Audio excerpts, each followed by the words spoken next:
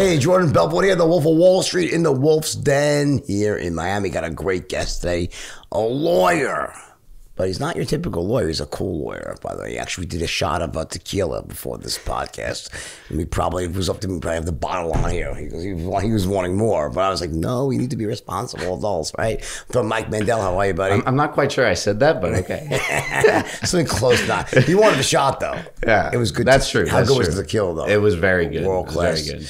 But I think it's Friday afternoon, so why not take a shot of tequila, right? It's a perfect time. I'm in Miami. I'm visiting. Exactly. So Mike is a lawyer, but he's recently pivoted to becoming the social media lawyer. So you're known as Law by Mike, right? Correct. So why don't you very, very quickly tell me what happened? What was this moment where you went from being a lawyer that was doing, first you were representing companies in like, I guess it was a toxic torts or pharmaceutical cases? Yeah, a little bit of both. And then you pivoted to the consumer side representing individuals. And then you said, fuck that, because I got a better idea because you just, what happened? What happened? Yeah, so I went to Duke Law. When you leave Duke Law, you're supposed to work at these huge law firms. They all work for the huge corporations. So I'm defending the bad guys. But I got sick of doing that after 8 years of literally, making people's lives terrible, because that's my job. And I didn't like it. It didn't make me feel good. And my family always did a PI firm representing the little guy. And so PI, personal injury. Personal injury, yeah. And so I went there, but that was the first time I could also, market myself on social media, because you couldn't do that when you're at a big law firm. Right. And once I started marketing myself, within a month, it blew up to 2 million followers overnight.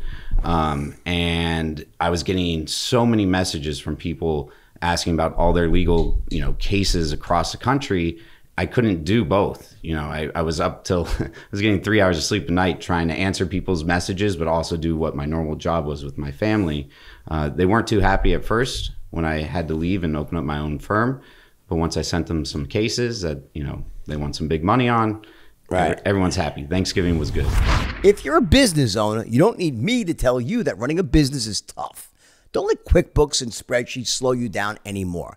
Now is the time to upgrade to NetSuite by Oracle, the world's #1 cloud-based business system. Schedule your free product tour right now at netsuite.com/wolf. That's netsuite.com/wolf. So what exactly do you do on social media? It's called Law by Mike. It's Instagram. I mean, I'm sorry, it's TikTok. It's both. But your bigger platform is TikTok. Biggest platform right now is TikTok.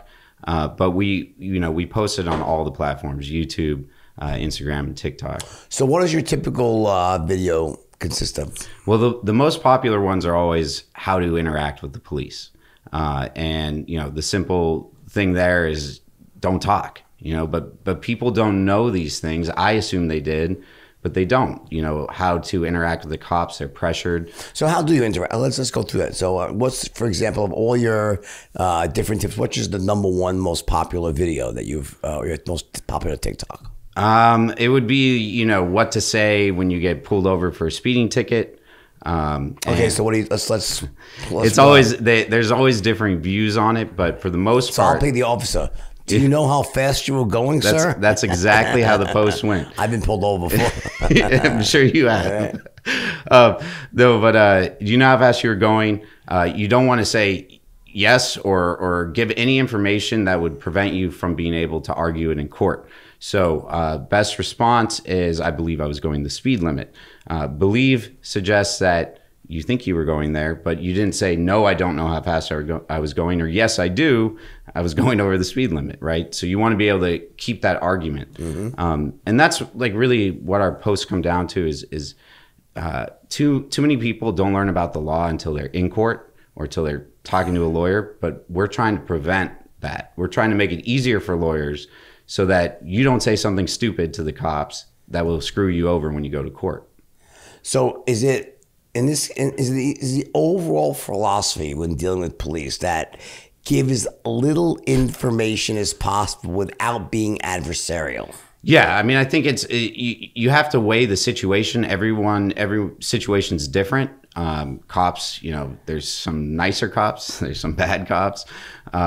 But in general, you know, they're not there to help you, right? If you're a victim, yes, they're there to help you. But any other situation, we just want to talk. No, do not talk to them. So sometimes if cop says to you, okay, you know how fast you're going? I believe I was going the speed limit. Oh, really? Well, guess what? I clocked you at 85. Do you know what the speed limit is here? Please.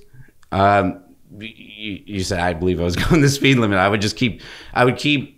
wouldn't answer their questions in that way. Do you know how fast? Do you know what the speed limit is here?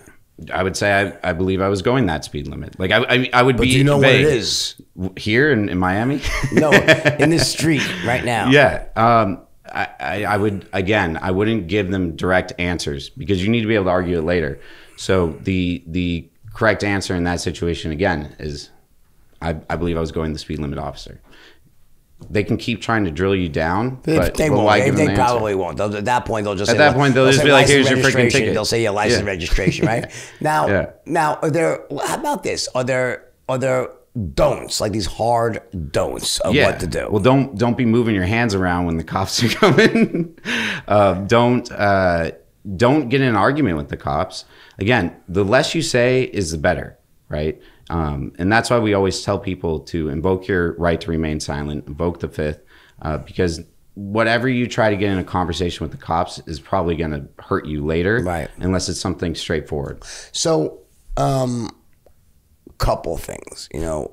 Obviously, right, there's a big issue with a black person versus a white person who gets pulled over, right? Like me as a white person, I never would consider that it could go bad, but there's obviously something very wrong that happens sometimes with black people. They either get targeted or once they're pulled over, they're just treated in a different way. It's a fact. I mean, you know, right? And I don't buy into all the shit, but like that's a fact. So like, what does a black person do? Like, how does a black person protect themselves against some you know, any sort of, whether it's systemic racism or just like a crazy cop? And we get asked that a lot, you know, when we come out with our posts, we go, "Oh, that only works for white people," you know. Good point, right? It's I understand, and that's why I say every situation's different. The number one thing is to make sure you're approaching the situation, even if you don't want to talk to the cops, that you're approaching it in a respectful way. Cops are all about authority. So, officer, make sure you're saying officer. Make sure you're not going, "No, I'm not going to talk to you." You got to say, "No, officer, I choose to invoke my right to remain silent right now." You know, right. Those type of things, they know, you know, what they can do and what they can't do. As long as you try to approach it in the right way and don't let your, you know, any type of anger come out, no matter how rude or terrible the cops being to you or how wrong they are. It's better to challenge it in court and not on the streets. And that's, you know, that's how we can get rid of some of these cops that are being racist. Sure. One of the things I see that bothers me is when someone does not respect the authority of a cop. Like, it goes both ways. Right. Like when I see these videos when some guy, like a cop, will pull them over and say, "Can I see your license and registration?" You have no right to. Like, it's my right. You read section 432 of the Constitution. I'm like, holy fuck, just give the guy your fucking life. Like, to me. I mean, right? If you're a criminal and you don't want them to know your name, maybe there's a reason. I think a lot of the time, though, it's not even about that. It's just like people just want to fucking be assholes. Yeah. Listen, cops have a very difficult job. I Of couldn't course, imagine what it would be like to be at work and you never know when the shit could go bad. So when you know, I guess it's weird. It's almost like, you know, when you meet someone that spent 5 or 6 years in Afghanistan and you're walking down the street and the car backfires and they hit the deck. You're like, what's fucking wrong with this guy? Yeah.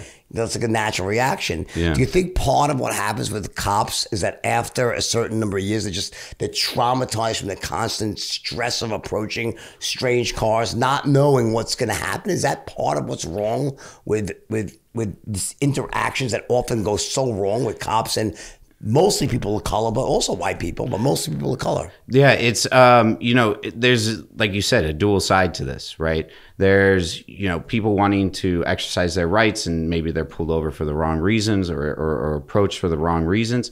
But the cops are also trained in a way, you know, that any car they approach, they should be prepared that it could go badly, that someone could shoot at them. And it does happen. And that's what they see when they're training. And whether that's something we need to change on the training or you know, collectively we need to educate cops to be a little less paranoid, but you know, it is like you said, that's their daily job, and they don't know, so they approach in that way. But to be rude to them is not the way to go. And when they're asking for simple things, just give it to them, unless like you really have a reason not to tell them your name or whatever because of something you're trying to hide. Then sure, you can try to exercise your rights or probably still get arrested. But what's the law? What is the actual law on this? You must drive you crazy when you watch some of these people and you know what the truth. So what is the truth? Well, the one thing that everyone gets wrong is when cops ask you to get out of the car. I don't care if you know what the situation is. You have to get out. If you don't get out, they can drag you out. You get arrested. Everyone thinks you can't order me out of the car for a speeding ticket. The only exception to that is if they pulled you over for an illegitimate reason. But you're not going to be able to argue that in the situation. How do you know that? Right. Yeah. No, like good luck arguing. The cop's still going to drag you out and arrest you. Just get out of the car. Don't say anything and sit down. And your lawyer can deal with arguing that it was all improper and violated your rights. But a lot of people think like, that's look, a fallacy. They think like you pulled me over for the wrong reason and I'm not getting out of the car. Well, what is the cop going to do? They're going to freak out on you, you know, and it happens too much. All right, listen, this is a message from my favorite sponsor, NetSuite, an awesome company, part of Oracle, Larry Ellison, a legend. They're the best, right? So here's the deal. If you're a business owner, you don't need them to tell you that running a business is a tough thing to do, right? But you might be making it a lot harder on yourself than you have to be. Don't let QuickBooks and spreadsheets slow you down anymore. It's time to upgrade to NetSuite. Time to stop paying for multiple systems that don't give you even close to the amount of information you truly need to run your business the right way. Ditch the spreadsheets, all that old software you've outgrown. Now is the time to upgrade to NetSuite by Oracle, the world's #1 cloud business system. NetSuite gives you the visibility, the control over your financials that you need, your HR, your inventory, e-commerce, and more. Everything all in one spot, instantaneously. Whether you're doing $1 million or hundreds of millions in revenue a year, you can save a ton of time and a ton of money with NetSuite. You want to join over 24,000 companies who are using NetSuite right now. Let them show you how they'll benefit your business with a free product tour at netsuite.com/wolf. Schedule a free product tour now at netsuite.com/wolf. That's netsuite.com/wolf. What about when the cop says to you, do you have any contraband in the car? Can I search your car? Never, ever consent to cops searching your car. And, you know, I get this a lot too, because people go, well, if you're completely innocent, you know, why would you care? Let them look in your car. Well, do you know if your passenger left something in the car? Are you confident right now, Jordan, that everything in your car is perfect? I mean, no one knows for sure. Do you want to take that slight risk by giving up your right to say no and saying yes and letting them search your entire car? How often do you think the interaction goes bad because the person driving handles himself in a way that is in some way threatening or disrespectful? Or do you think that there's just some really bad apples out there on the police forces? I think it works both ways. Like you said, you've seen these viral videos where the person's just being an asshole. And then you've also seen the opposite side of the cops behaving that way too. It's just like any other human interaction. I'll give you an example. I was recently pulled over in LA, right? I was coming back. Why didn't you call me? I know, right? I was coming back from playing it's a really interesting story. So I was playing pickleball, right, with a friend of mine. And I have a convertible Mercedes, right? Very nice car. It's the super expensive AMG, right? And I'm beautiful outside. So the top goes down, and I gun it down Sunset Boulevard. And I wasn't aware like how fast I was going because I was just having fun because it was beautiful and the music's playing. And then I see the fucking motorcycle behind me, right? So he pulls me over, and I'm like, all right, I was speeding. Like I didn't give a fuck, right? Yeah. I'm like, yeah, all right. I broke every rule that you say, right? I'm like, hey, I know. I'm sorry about that, officer. I said I couldn't help myself. It was such a great song on the fucking radio, right? Now, also, I know that the guy's gonna know me as soon as he sees me. There's a good shot that I'm probably gonna get off because he knows who I am. I have a very high ratio of getting off because they're fans in some way, right? Unless I'm doing something ridiculous, right? But here it was like I was probably going 70 and a 40. Okay. But like for a moment, no big deal. no, but that car, it's like you're 70 in a second. Yeah, right? yeah. So he pulls me over and he's like, I said, listen, I'm really sorry. It's just such a beautiful day. Just got back from playing tennis. So immediately he comes, he sizes up the situation. He sees me sweating with a cap. He knows I'm not drunk. I have a racket next to me, so he knows what's going on. So he knows already it's a zero risk pullover, right? He's already, he's got that, right? So I think what happens, I know in my heart, there's zero risk, nothing's gonna happen. So he's like, yeah, well, you're going, you gotta be careful. Listen, I'm here to keep you safe and I need to keep you safe. I was like, fair enough, you're right. I said, I deserve a ticket, give me the ticket. Yeah. He's okay, great. So he goes, license, registration. I'm saying, well, I don't have my license with me, He goes, all right. I said, he goes, what's your name? I said, Jordan Belvin. He goes, oh, I know who you are. Okay, I'll call. I said, listen, just so you know, I don't have an LA license. I have I have a vague, Nevada. No problem. It's fine, right? So he calls it in. He goes, where's your registration and your insurance? I said, oh, here's my insurance. He goes, what's your registration? I'm like, I don't know. I'm like, do you really think I know what my registration is? No, your assistant does probably. I said, my assistant, he's like, he knew. He's like, let me guess, your assistant does it. I'm like, yeah. All right. So guess what? Car's unregistered. Okay, my bookkeeper fucked up and the car has not been registered for 2 years. The car's unregistered, right? Yeah. She's like, do you know you're driving around? He goes, just so you know, buddy, thank God I pulled you over. Yeah. He goes, because imagine if you hit someone and you killed someone. You could have, like, if you were registered and there's an accidents happen. But if you're driving an unregistered car and something happens, you can ruin your life, Yeah. So I was like, fuck, he's right. So anyway, I said, well, can I drive the car home? He's like, I can't let you drive the car home. You're an unregistered car. Shit. He goes, you have to listen.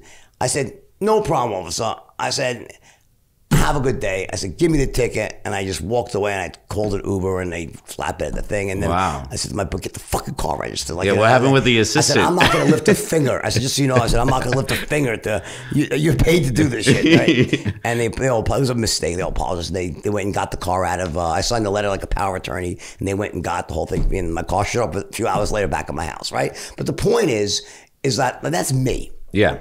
There are people out there. And like when they get pulled over, they're law-abiding citizens doing nothing wrong because the color of their skin or the car that they're driving or the neighborhood they're driving in, they're going to get fucked or they have a really high likelihood. So what does that person do? Yeah. So, I mean, in our videos, we always say, invoke the fifth, but like you would never want if a cop goes, what's your name, license, registration? I refuse to answer that question. I want to remain silent. Like, do not do that, please. Again, it's you have to weigh the situation. If the cop's asking, you basically have two options. If you want to fight the ticket, then you want to say the least amount possible and not admit to anything. But the other strategy is to be like, yeah, I messed up. Sorry. Can I get a warning? Like that can work sometimes too. So you really just have to weigh the situation. But when you're dealing with possible racist cops or something, like racial profiling, you really have to make sure that you just follow what they say, keep it short, and no sudden movements, right? No aggression. Even if you're upset about it, be upset about it later. Don't let the cops who already are racial profiling find extra reasons to do something worse to you. Well, I have a strategy. I think that I want to run this one by you. Tell me, this is like the Wolf's secret strategy, okay, for getting out of any ticket with a cop. Yeah. All right. So here's what happens, right? You have to, it only works if you're with a woman next to you, okay? And I'm not gonna say the woman's gonna blow the cop. I'm not saying that, okay? So here's the secret strategy. If you're with a woman, okay, then she has to pretend to be your wife or your girlfriend. You're serious, like your longtime girlfriend, right? So the cop pulls, as soon as you see the lights, okay, the woman's got to go into role play mode, right? Cop comes over and he goes, "Do you know how fast you're going to you?" He's speed. I told him he's such an asshole officer. You just give him a ticket. I want you to. He always speeds. He never speeds. He's a terrible. The cop will say, buddy, you got enough problems with her on your hands. I'll give you get the fuck out of here. I've seen that one work fucking 3 times. Have you used it? I've used it myself. And No the way. cop felt so bad. He's like, dude, good luck to you. That's You're actually already in jail. No reason to put you in jail. You know, cops are humans too, and they especially if they're probably a married cop, they've probably been yelled at, right? So they he deserves to go to jail. All of a sudden, he knows. He's always been given a ticket. You know, I can see that. He's like, dude, Jesus. I can see that working. Have a nice day, boy. I can see that working. I mean, look, worst case scenario, you still get a ticket, but you know, maybe the cop will will feel a little bad for you when he gives it to you. How far, okay, can a woman go? Like, you know, and she's like, you know, pulls the top down. So, officer, like you see in the movies, like when the woman like goes, "Can I help you, officer?" And she flashes her boobs at the officer. Does that ever work or not? You know I mean, I'm not a woman, so I don't know if that like, works. You know, female clients, I haven't been able to press my chest up like that. You know, but like I would think that might. I mean, I don't know. Makes a great scene in the movie. Yeah, everyone's seen it in the movie. Doing anything wrong, officer? Right? Yeah. Everyone's seen that in the movies, but you know, it's in a sense, I guess you'd be like kind of bribing the cops. It probably could lead to worse things. So, what about you give the cop, you want your wallet here with $100 bill here, keep it there. So yeah, definitely don't do that, Jordan. Jordan, I definitely don't think that's a good idea. Yeah. You want to hear a crazy story? I'll tell you a funny story. So this is many years ago, right? This is a great story. So it's 1992 or 91 or 2, right? I was about 4. Yeah, and back in the day, I was like 5. No, I was probably 25, right? And had a white Ferrari Testarossa, right? And I'm gunning this fucking car right down Northern Boulevard in Bayside, Queens, right? And I made my 10th $1 million for that year. Like I was very young. I just started making tons of money. I'm speeding like a madman down the road, right? Different person back then, right? And I get pulled over by a New York City cop, right? And it's pardon these two cops, right? They pull me over, and there was this notorious speed trap in New York, right, on this area. And I should know because I grew up in that area, right? But I got caught by the cops. They pull me over. Sure enough, the car's not registered. Again, what's wrong with you, man? Well, we can. We need to get like a system set up different here. Different life, right? So the cop, right? So the cop, he literally, he is the biggest asshole. This cop, right? He writes me 4 tickets. He writes me a ticket for unlicensed, unregistered, I think it was uninsured, doing this, tail. I saw all these fucking tickets. And he's like, dude, you're lucky I'm not impounding this fuck. He goes, I'm not going to tow it. He goes, you cannot drive this car. I need you to pull the car over, turn it off, and lock it. And you better promise me. You had to promise me that you're not going to take this car and get this car until it's registered. Do not move this car. He goes, I'm not going to, take you in. All right. I'm like, fine, I agree. All right. So I pull the Testarossa into the parking lot was called the Seville, not the Seville Diner. It was the Seville Diner, right, on Northern Boulevard. I pull it in, I turn it off, right? All right, fine. I call a cab, all right? Cab comes and gets me.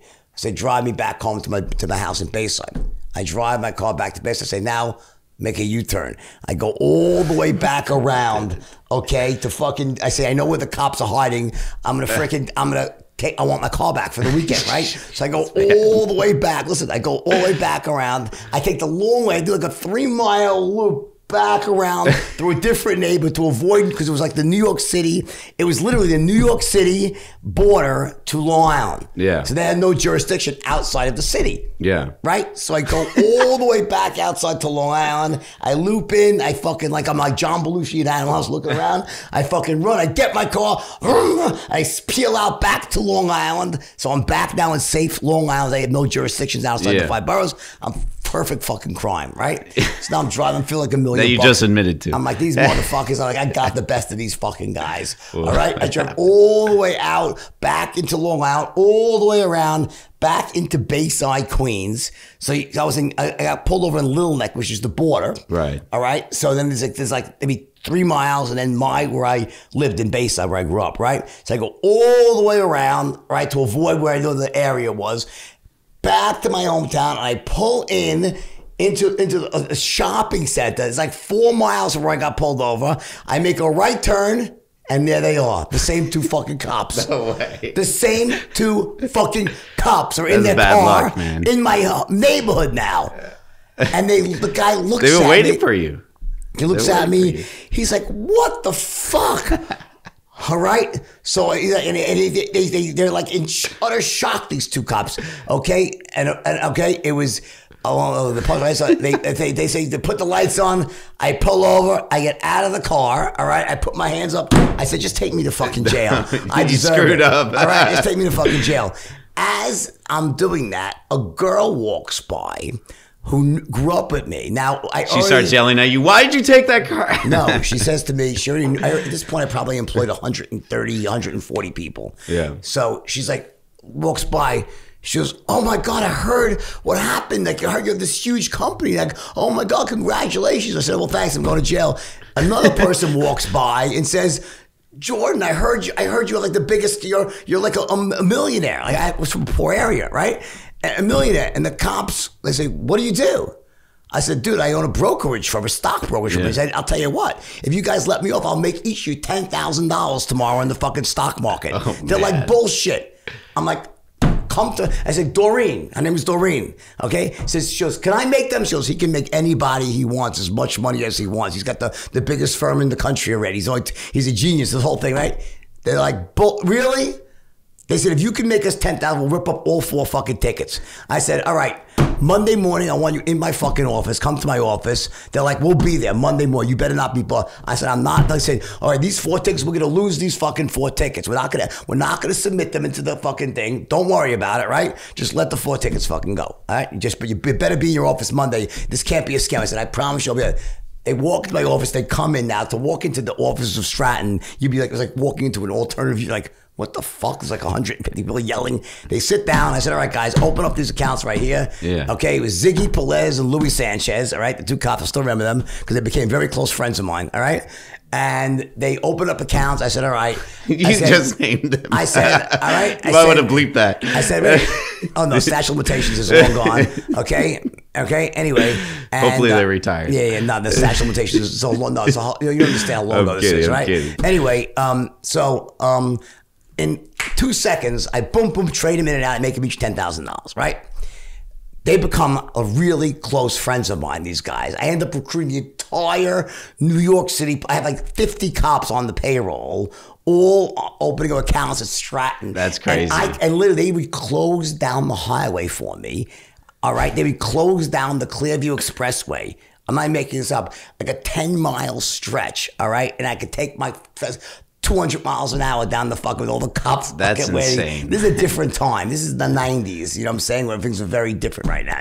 No one had phones. It was just a different world. They became really close. They did personal security for me, these guys. I had crazy. all these cops. I was such good friends. So anywhere I get pulled or anywhere, I had just call this number. They fucking give me a police escort anywhere. So basically you're telling everyone if you break the law, good things will happen. No, I'm not. I'm saying, what I'm saying is that back in the day, I was a fucking wild man. But no, I don't think that's not a duplicatable strategy. Okay, number one. No way. I'll tell you why. Number one, we don't live in that world anymore. No. We live in a world where you say those words and someone's got a fucking phone and they're taping you. You're going blasted. to jail. You're going to jail. Yeah. That's going to end up. It's amazing. You're young. Okay, how old are you? 30? 34. Okay, the world that I grew up in is a completely different world than the world you guys all live in today. It was. Yeah. There was no social media. No one had telephones. No one had video. It wasn't like that. Yeah. Okay. Yeah. You would do things, and it was just it's weird. Like, it didn't even seem that weird that I did that. Like, it was kind of, I wasn't the only person that would,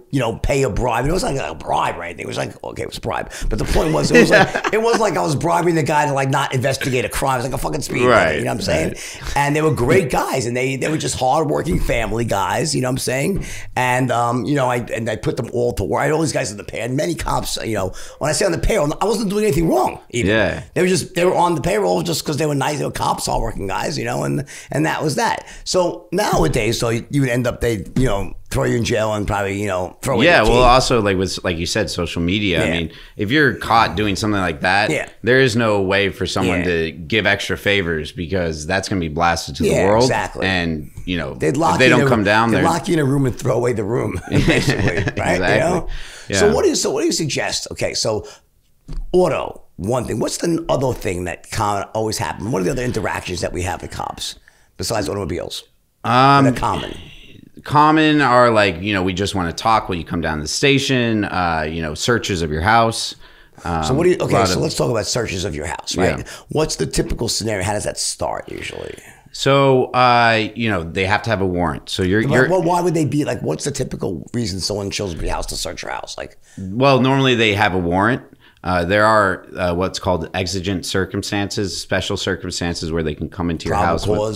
Probable cause, plain sight, chasing a criminal. We did a post actually about this. It was most people don't know this. If the cops are chasing a fugitive that's on the run, or not even a fugitive, a felon that's on the run, and go into your house because that felon went in there, and all of a sudden they see a bunch of contraband, they can arrest that felon if they catch him, and you too. And that's something that's kind of crazy, but that's the way the law works. Plain sight. It's plain sight, but they wouldn't have had access into your home if they weren't chasing a different criminal. But it's not considered fruit of a poison tree as long as the chase was legitimate. As long as the chase was legitimate, yes.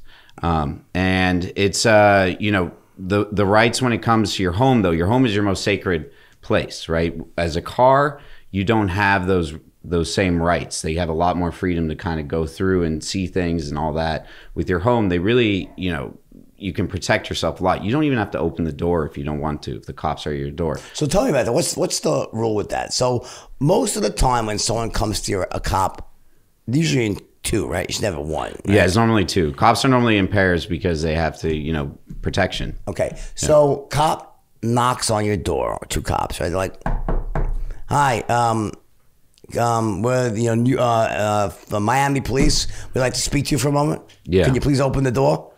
So there's two options there. So if they're saying we'd like to speak to you for a moment, they don't have a warrant, right? So you have kind of two options. Nobody's home. You can actually, you can not even respond, right? You can say, I don't want to talk to you right now. Go away. You can say, I don't feel like talking to you right now. Maybe later. I would suggest that you say, I choose to remain silent, because the moment that you say anything invoking that right, they can't use that against you.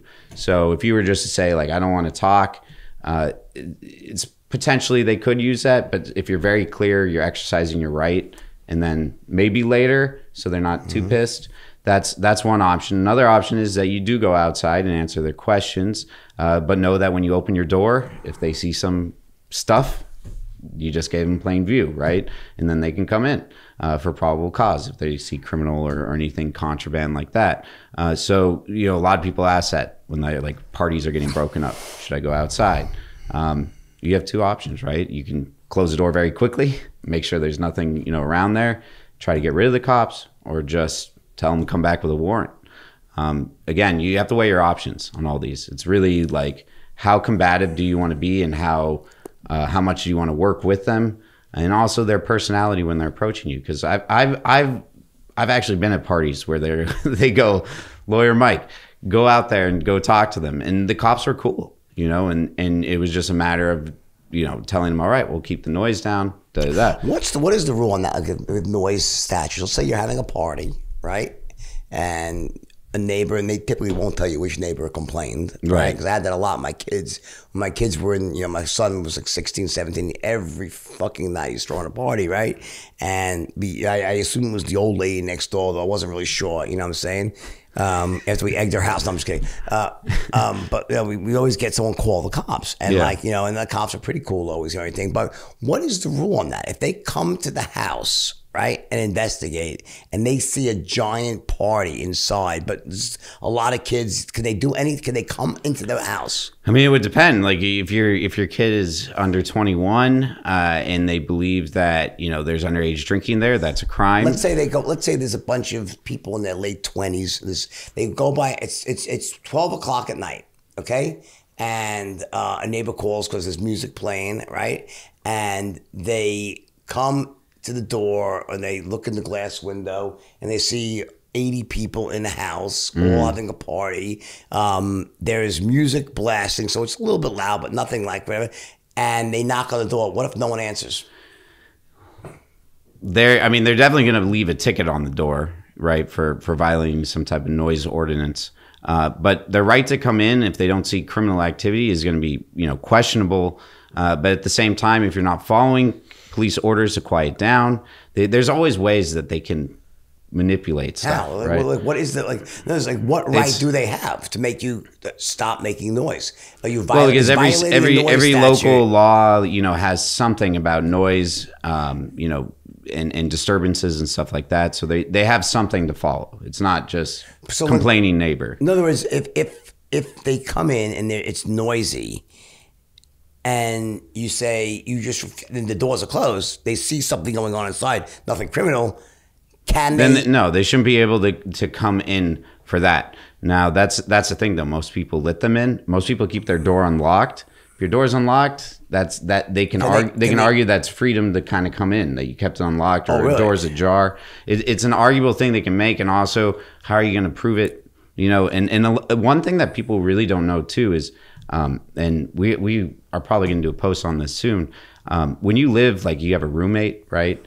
Let's say you're out of town and you don't want the cops coming into your place. Your roommate, if they say yes, they can come in. You know what I mean? Like anyone who has some type of authority in the house or some, resident in the house, even if you say no and you told the cops no, but you're on vacation and your buddy says yes, then you just consented to letting them in. And a lot of people don't know that. If you want to grow your business, you want to diversify your content, this is a product that I 1000% believe in and use myself every day. And it's been a game changer for me, making more money for me than any other app I've used that's even close to this. It's called Melon. And Melon is a web-based live streaming studio that makes streaming easy and lucrative. It is literally the best out there by a country mile. And I'm looking you in the eye. I'm telling you, that's a fact. Go to live on Facebook, LinkedIn, and YouTube in just 5 clicks. All of them at once. You're not going to find a better tool out there than Melon for your live streaming needs. Impossible. Better streaming in HD, recording functionality, real-time audience interaction. You get everything with Melon. So start streaming with Melon today. Go to melonapp.com/wolf.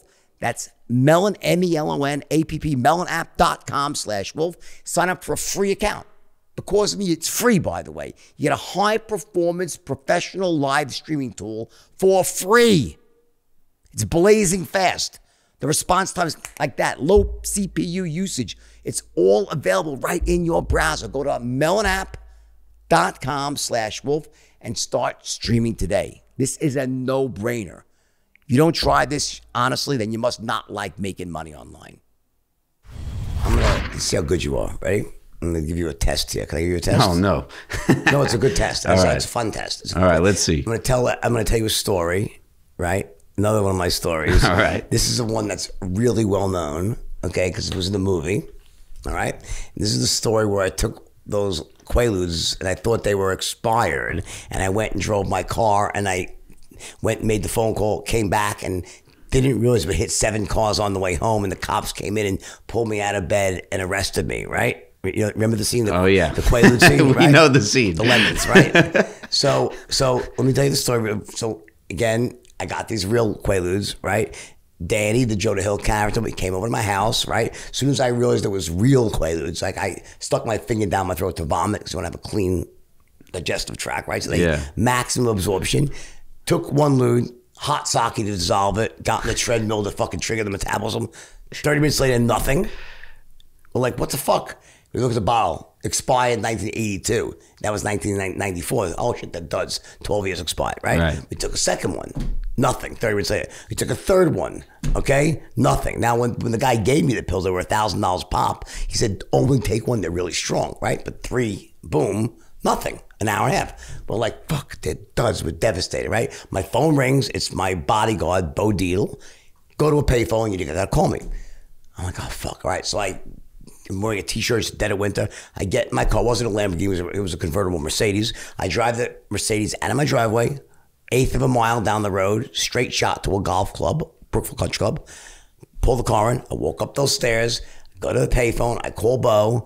Bo, what's up? He goes, let me call you back, give me the number of the phone next to you. I calls him back. He goes, buddy, your phone is bugged by the FBI, but you try to buy blah, blah, blah, blah, right? Yeah. From a movie, right? And I'm like, I didn't, and all of a sudden I'm like, and suddenly, bam, all three lewds like hit me like it's dynamite going off my brainstem. And like in 1 second, like my eyes are fucking like wide as saucers. They're burning like hot coals. My tongue is frozen and dry. My head is to my anal sphincter is tight as a drum, and I'm loving it, right? And I'm like, boom, timber, fall down on the floor. I can't fucking move. I'm in this cerebral palsy phase. I'm like, ugh, right? Yeah. Can't even fucking walk. And then I realize, oh shit, Danny's in my fucking house in the same condition. My wife's gonna kill me, right? So I have to get home. I start crawling back to the fucking car. I do the whole thing. I look at the stairs. I roll down the fucking stairs to get in the car. I get in the car. I do what every drug addict and drunk has done once in their life, where you say, please God, if you get me home this time without a scratch, I'll never do this again. I start the car. I drive 1 mile an hour, like literally like an old lady, 1 mile an hour in the freaking Mercedes. I get home. I make the right turn. I somehow negotiate the gate code. All right. I pull my car and I shut it off. I'm like, thank you, God. I got home without a scratch. Thank you, God. I get out. I crawl up the fucking stairs. I crawl. My wife's like, oh my God, Danny, I got to go to the hospital. He's crawling, right? She puts me in a chair. My daughter's in the high chair eating spaghetti. She's drooling. I'm drooling. We're like kindred spirits, right? I'm eating spaghetti, right? Suddenly, like 3 minutes later, the body, I had two guys work bodyguards, right? Rocco and Rocco, both named Rocco. True story. Rocco day, Rocco night, right? They pull me under each arm up the stairs. Come on, you gotta go to bed. I'm like, well, all right. Throw me in my bed, put the covers over me, shut the lights off. I'm like, what the fuck? It's like a lewd high gone bad, right? I'm like, all right, whatever, I'll enjoy it. Like, just float away. So I'm floating. All of a sudden I sense the lights come on, covers pull back, police are in my room. They're like, Mr. Belfort, were you driving your car? Yeah.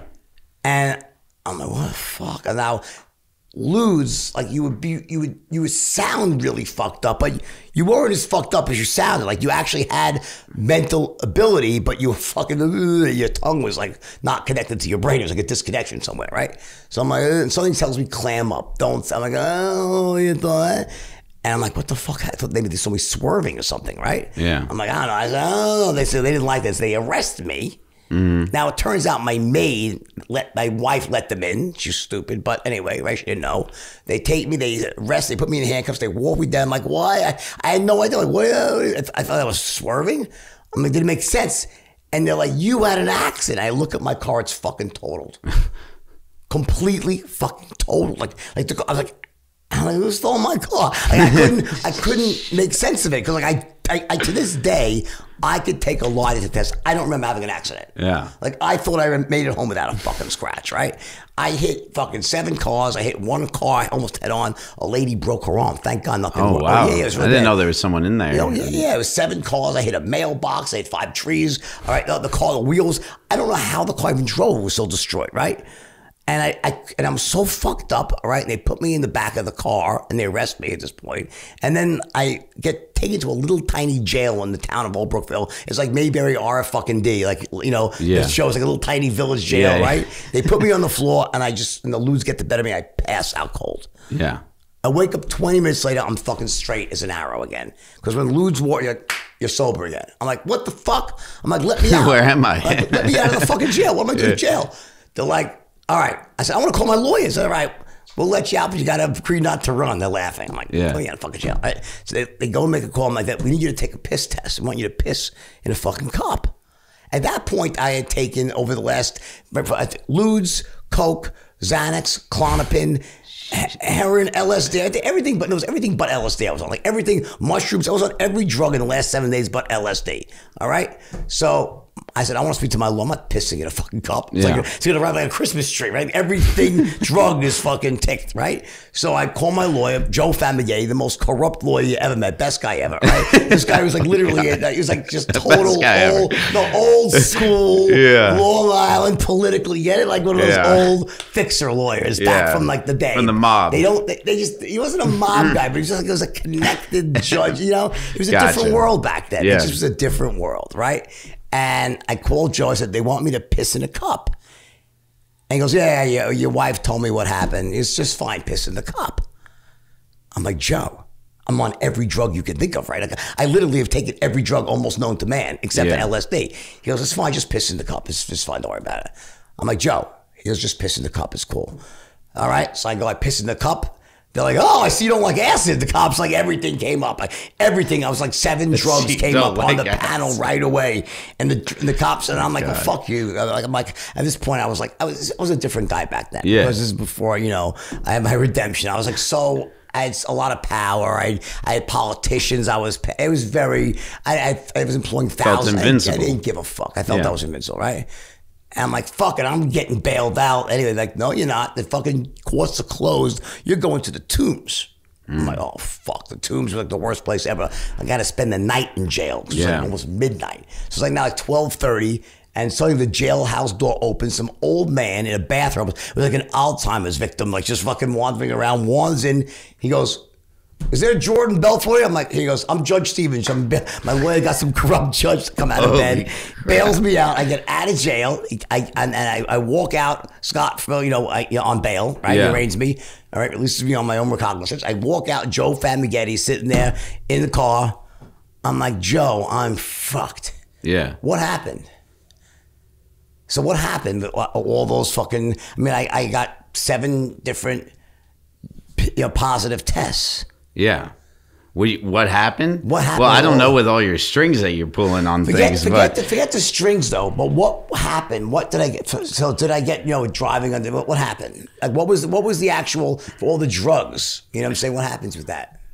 Well, I mean, if they can connect it to you actually driving and they have some proof, then they could try to say that you're driving under the influence with this it. This is what happened. I got off for everything. Why? Because it's not illegal to have drugs in your system. No, it's not illegal to have drugs in your system, but they have. If they can connect it to the driving, much more. Then, how do they know I didn't get home? But you didn't admit to. You couldn't speak. So so whatever you said, you know, to them, even if you said yes, right? Yeah, they have to wait. That's why they put you in a sober tank. But here's the point, though. The point is that because they didn't catch me in the car, they could not prove that I was driving under the influence. Yeah. How could they tell whether I got home and took the lewds the moment I walked in the door? And it's not illegal to have lewds in your system. Yeah. It's only illegal to be having them in your pocket. It's illegal to have the possession or be driving. If you were acting crazy in public and then they tested you, then they could get you on that charge. But they couldn't prove it. So I got off on everything.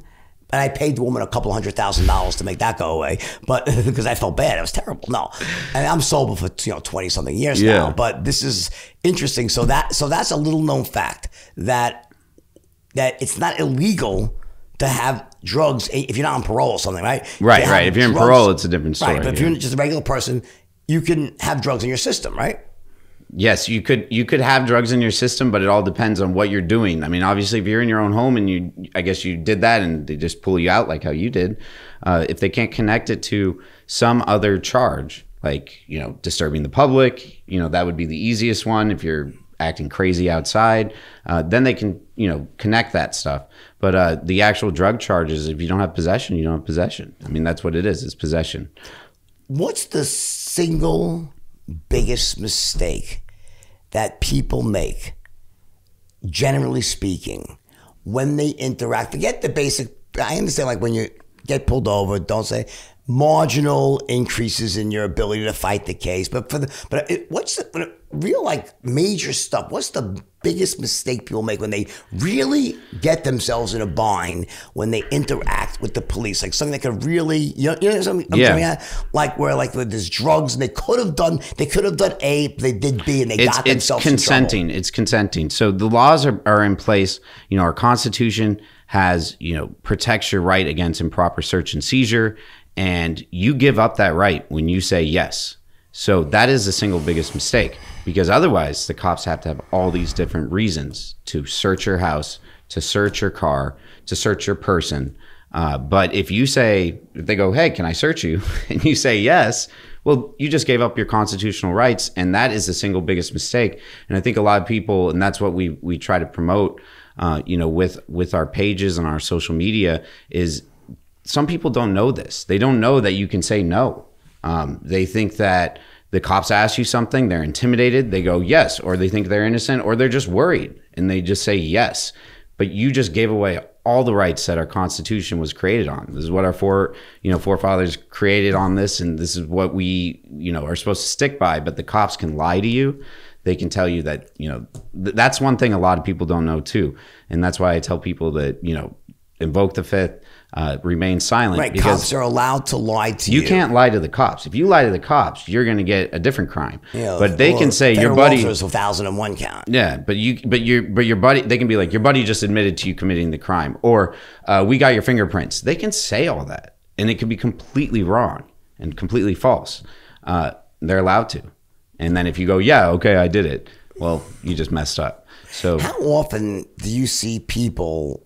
Is it anything like we see in the movies or on TV where like they'll go in and people will just confess after like a few hours of questioning because it happens. Stupid and weak-minded. It happens, and and there's some crazy stuff too.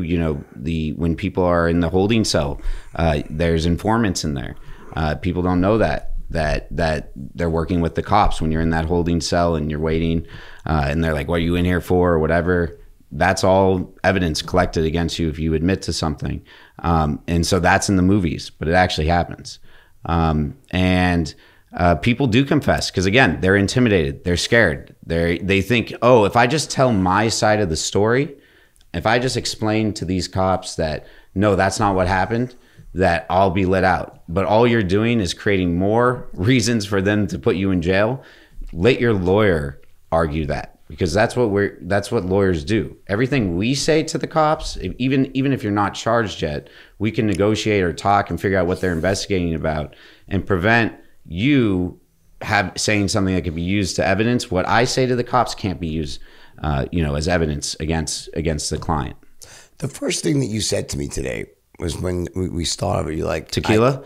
That was the lubricant. You said I started off working for the bad guys. Yeah, I know you were kidding around. So you were saying it figuratively. Yeah, but there's something to be. I want to really kind of talk about that. Yeah, that's obviously there's truth in jest. Why did you say that? Like, what did you mean by that? And I know it was a joke, but are they the bad guys? A lot of these companies, do they actively? Are there a lot of bad actors out there in the corporate world that are actively fucking over the public and doing things that are unconscionably awful, and then using people like yourself the way you used to be to just keep them in business and churning out profits? Yeah, to give some context, I used to work for pharma companies defending them, and. I'll give you an example. This is what really made me want to change what I was doing, which was we were defending vaginal mesh. It's a mesh that when women's their intestines and things drop down, and they used to use just your tissue to lift it up, but they started using mesh, and it caused allegedly more problems. But part of the defense that I had to do was talk about people's sex life. And that was not fun when things are messed up down there because of all this, and you have the husband there. And doing what I did was, research the husband suing also for his loss of ability for love, affection, sex, right? And so I'm looking at his medical records, and I see he has an STD. So I bring it up, and I'm in I think it was Oklahoma or something. There's no bailiff there or anything like that. And he's sitting right next to the wife. And I bring up the STD thing because I'm like, oh, you couldn't, in my head, because I'm in this defense mode, I'm just like, all right, this means they couldn't have sex for this amount of time. So lower the damages, which is just a kind of evil way of thinking of stuff, right? But it turns out he cheated on his wife. So he tried to choke me out. He jumped over the table.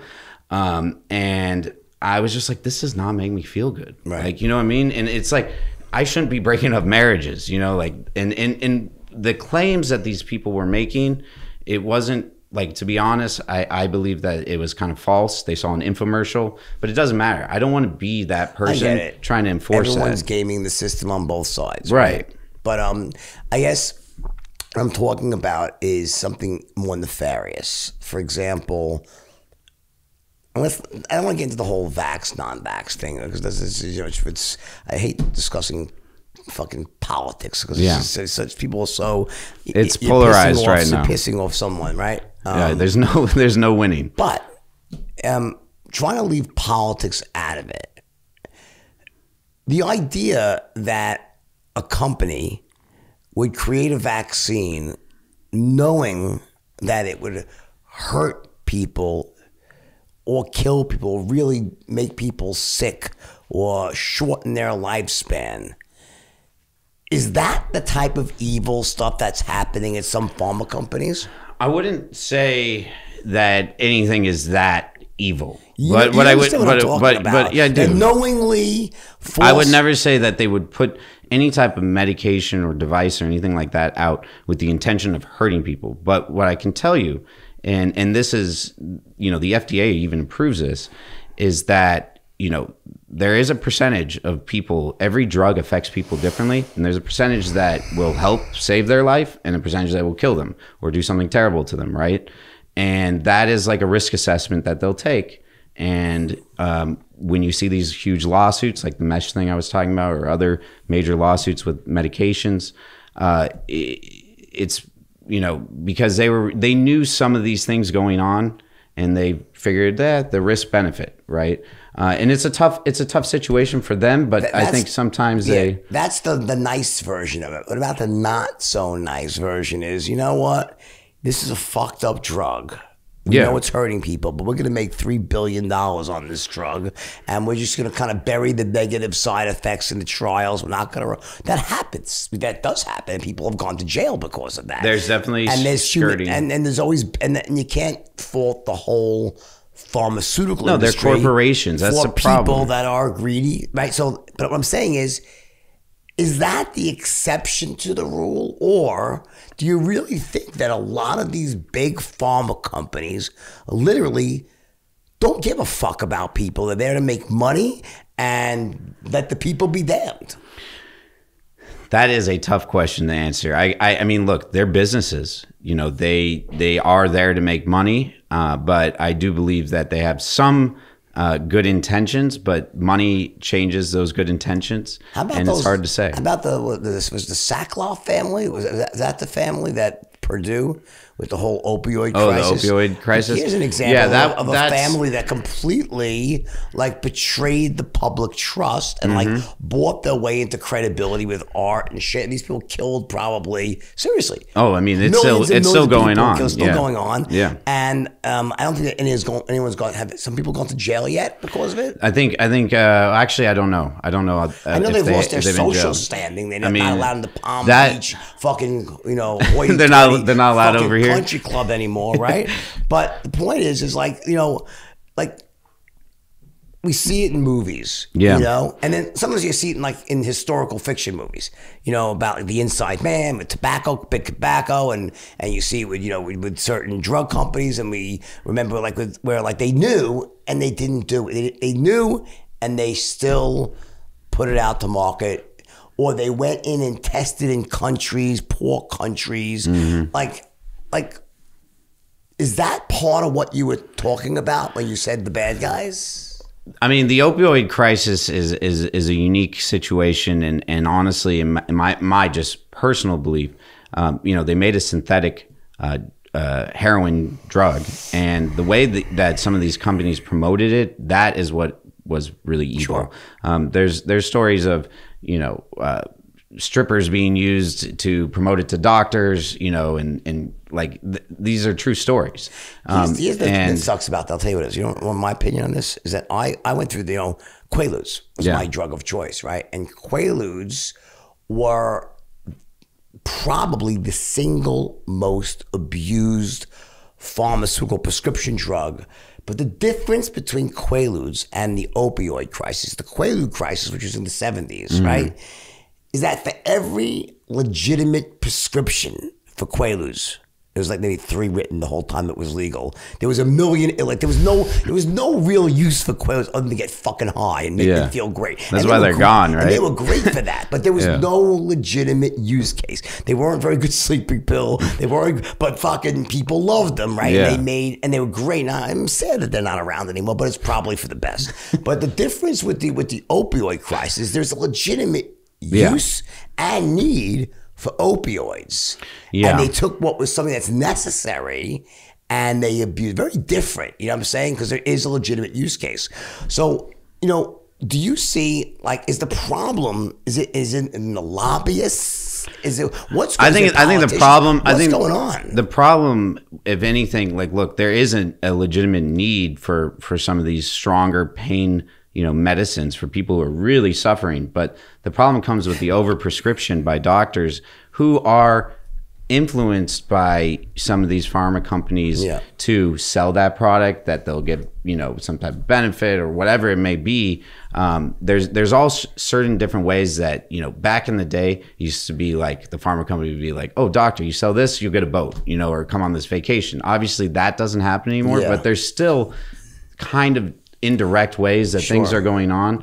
And so the overprescribing, it's like the overprescribing. Like, as a doctor, the concern comes from, is the doctor treating me because this is the best thing to give me, or because they are getting a benefit by giving it to you? Getting back to your business now, you had this like sort of rocketing social media fame. Just thought, how quickly did it happen? Just like right out of it. I mean, was it like the first video, just like bam? It wasn't the first video. If you watch our very early videos, they were pretty crappy. Right. But it you know, you learn as you go.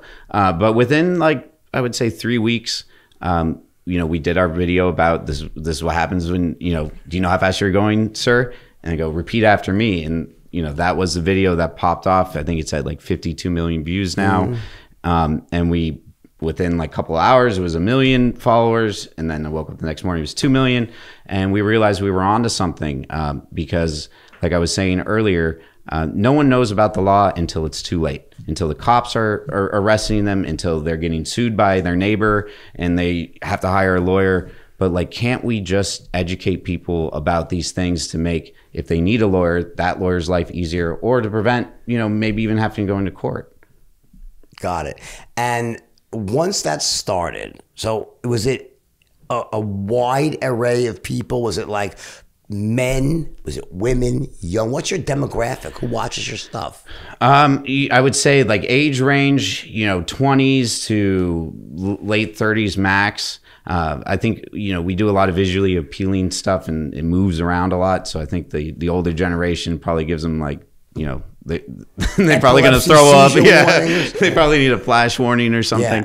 And my camera guy tells me he gets somebody watches porn. No, I'm just, you know, seizure alert, epilepsy. You know, I don't watch porn. He does. You know. Whatever, man. It's all good. He told Invoke me the fifth, man. I don't know about it. He told me about it. Anyway, but so once you started, is it like you realize you're onto something? Yeah. And so what do you do now? So what is your actual business now? So we have two sides of it. You know, there's a social media side where I really have taken on this role of trying to educate the public about the laws, all types of laws, not just the interactions with the police, but when you're dealing with your boss, or when you're getting divorced, or, you know, who keeps the dog. Like, we've done all these types of posts. And so I think of myself almost as like a Bill Nye of law. Right, trying to figure out ways to. You're much cooler than him, though. Thanks, I appreciate it. He was not gonna do a shot of tequila, man. Yeah, well, okay. He brought a shot of fucking tea with his bow tie. Right. But that's one aspect that we're, you know, doing. But as a cause of all this social media, we get a lot of people asking for you know, legal help, and so you know, refer them out. We work with other lawyers. You know, we actually don't just purely refer the case out. Like, I stay on the cases and make sure that lawyer's doing the right job, and also giving legal strategy to it, as well as, you know, talking to the clients. But it's one thing I've realized, and I've always known this being in the law field, just like doctors, you don't know who a good doctor is. You can't go on Yelp and go find a good doctor, right? And no one even, like, trusts what those stars are anymore. But you do trust the doctor you already trust for the next doctor, right? And so that's kind of what we've established, because over this last year, I know who the good lawyers are, throughout this country, and I work only with them, because every work they do with me comes back on me as well. So I mean, it's my reputation, and it's hard for the general public to know who. You see all those billboards, like what lawyer are you supposed to hire? Yeah, Yeah. Are you happy that you became a lawyer? Yeah, I mean, I love arguing. I love helping people, and I am happy. I'm happy with it. I really enjoy this part of educating even more so, because I think in the past, what was success to me was becoming the best lawyer, getting a bunch of money and being the best lawyer. Success to me now is changing people's lives in a positive way. Awesome. What is your on Insta? What's your hand? Is it Law by Mike? Law by Mike. And on YouTube? Law by Mike. Instagram? Law by Mike. Law by Mike. All right. Well, Mike, it's been honestly a pleasure. It's been fun.